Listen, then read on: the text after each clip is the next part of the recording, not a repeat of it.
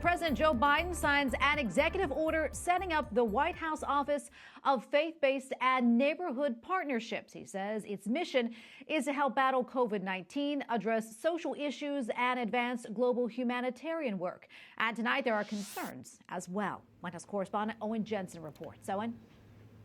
Tracy, good evening to you. President Joe Biden spent the weekend at Camp David, and he's now back at the White House. And tonight, we're learning much more about his faith-based office. For example, we're told that it will not prefer one faith over another, and that it will not favor religious over secular organizations. President Joe Biden has signed multiple executive orders in his first weeks in office, the latest forming the White House Office of Faith-Based and Neighborhood Partnerships. The White House saying it will, quote, promote partnerships with religious and secular organizations to better serve people in need.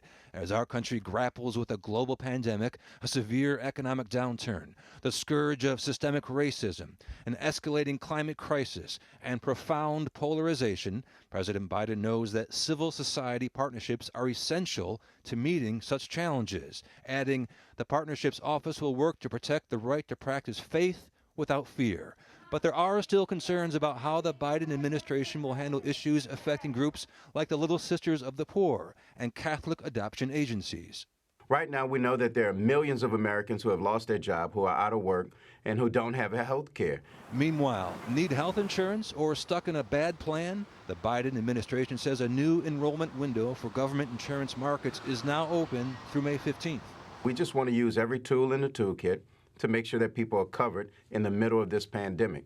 And on the southern border, news for thousands of people who are waiting to claim asylum. President Joe Biden has promised a more humane approach, but for now is trying to discourage people from coming.